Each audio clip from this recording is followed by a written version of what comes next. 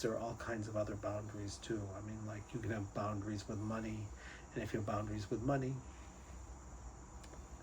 you'll compulsively do one or more of those four things, right? You might have to keep taking more and more money in no matter how much you had. You have to let in too much. You won't let in enough no matter what happens. You'll never find abundance, right? You let out too much. You make tons of money, but you spend it all and you go into debt. You don't let out enough. You have millions of dollars, but you never leave a tip. All of those are boundary problems. And if you really sat with it, you'd say, like, what's going on here? Why am I not in right relationship with money? Or I've had clients, I'll give you one really powerful example of a woman who came in, and she was, for reasons that are complicated, overwhelmed, because she said, I'm someone who knows and hears things that I don't want to hear.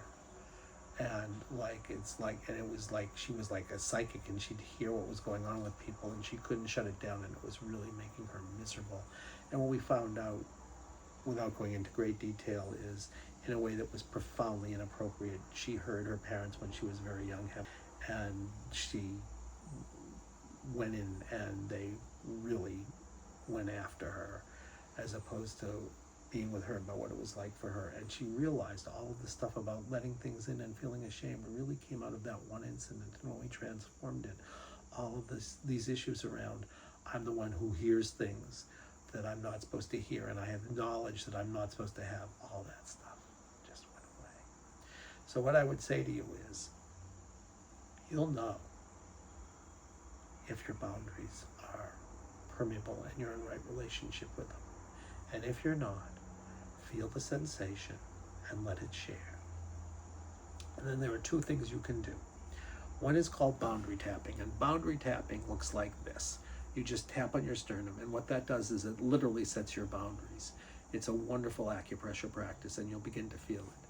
Now, for some people, by the way, particularly if there is boundary violations that are around aggression and sexuality, what you'll find out is you'll feel sort of dirty or sick inside around the boundaries also. And literally what you can do is you can go like this, and you can literally go like this, and you can like energetically vomit out the thing that feels dirty inside. And what I will say is, no matter how you were violated, if you think about it, the way we first know the world through everything is through our mouths. We discover the world through our mouths, and literally no matter what the nature of the violation is, if you feel dirty inside, even if it wasn't an oral violation, you can literally energetically vomit out the thing.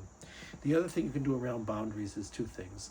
You can put your hands here and just hold whatever part of you feels like there was this violation. You can hold it with loving kindness. And then what you can do is, which is a really wonderful way to set a boundary, is you can feel like a little spark, like right in the center of your chest, which is the deep heart. And what you can do is let it begin to expand, and expand out, so it fills you, and then it's almost like you become like embraced in it. And the beauty of doing it that way, because a lot of people tell you to do boundaries by putting a wall around yourself energetically, and that actually works, but it's a little bit more fear-based. And there's nothing wrong with fear-based boundaries, saying I'm afraid of something and I'm going to keep it out. But there's something I will tell you about expanding with love. It has the same impact, because things that you don't want, you'll just say in a loving way, I just won't let that in. And it really helps with boundaries. So that's what we can say. And just be in a place where you ultimately say, in any situation, I get to choose what I'm letting in and what I'm letting out. And when it doesn't feel that way, stop and say, I have to find out what's going on here. I've let myself out. I've let someone seduce me. Why did I do that?